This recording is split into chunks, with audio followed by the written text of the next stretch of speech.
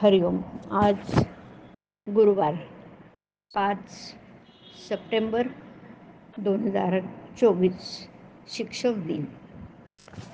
सद्गुरू ब्रह्मचैतन्य गोंदवलेकर महाराज यांच्या प्रवचनाचा आजचा हा भाग.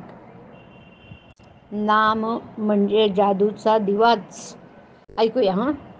एकदा एक बाई सोवळं नसून स्वयंपाक करत होती आणि बाईचं मूल झोपून उठल्यावर हंतरुणातच आई मला घे म्हणून रडू लागलं. आई म्हणाली, बाळा मी तुला घ्यायला आतुर झाले रे, पण तू कपडे तेवढे काढून ये. परंतु मुलगा कपडे काढायला तयार होईना आणि आई आई म्हणून रडू लागला. तेव्हा शेजारच्या बाईने येऊन मुलाचे कपडे काढले आणि मग आईने मुलाला पोटाशी घेतलं. आपलंही त्या मुलाप्रमाणेच झालंय हं. वासना, विकार, अहंभाव इत्यादीचे कपडे न काढताच आपण परमेश्वराला भेटायची इच्छा करतो. मग त्याची नी आपली भेट होणार कशी? परमेश्वर मातेप्रमाणेच अत्यंत प्रेमळ आणि ममताळू आहे. त्याला आपल्याला भेटायची अतिशय इच्छा आहे. परंतु जोपर्यंत आपण आपल्या अंगावरची अपवित्र आवरणं काढून टाकत नाही तोपर्यंत परमेश्वर आपल्याला जवळ घेत नाही हो.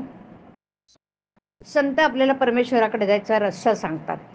त्या मार्गाने गेलो तर आपल्याला खचितच भगवंताची प्राप्ती होईल.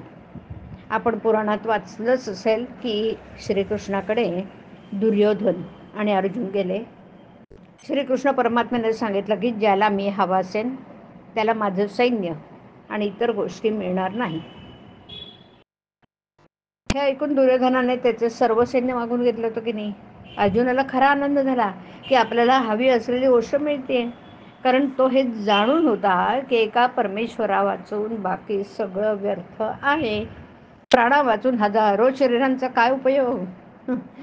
कोणी आपल्याला सांगितलं की परमेश्वर 7 समुद्रापलीकडे आहे, तो शेषशायी आहे, तेव्हा आपल्यासारख्या सामान्य माणसाला तो प्राप्त होणं अत्यंत कठीण गोष्ट आहे.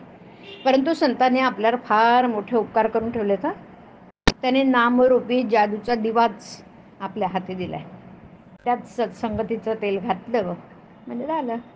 हा दिवा विझू नये म्हणून फार काळजी घ्यावी लागते बरं. मी त्रिवार सत्य सांगतो की नीतीने वागून जो नामात राहील त्याला नामाचं प्रेम लागल्याशिवाय राहणार नाही. नीती हा सर्वांचा पाया आहे. त्या पायाशिवाय इमारत टिकू शकणार नाही. 3 गोष्टींना अत्यंत जपा. परस्त्री माते समान माना, परधन आणि परनिंदा विष्ठेसारखी माना, आणि तिसरं कशाही परिस्थितीत नामस्मरणाला सोडू नका. तुम्हाला भगवंताचं प्रेम खात्रीने लागेल. मुखात नाम ठेवावं आणि सदा चरणाने वागून प्रपंच करावा. हरिओम. हरिओम तत्सत. हरिओम.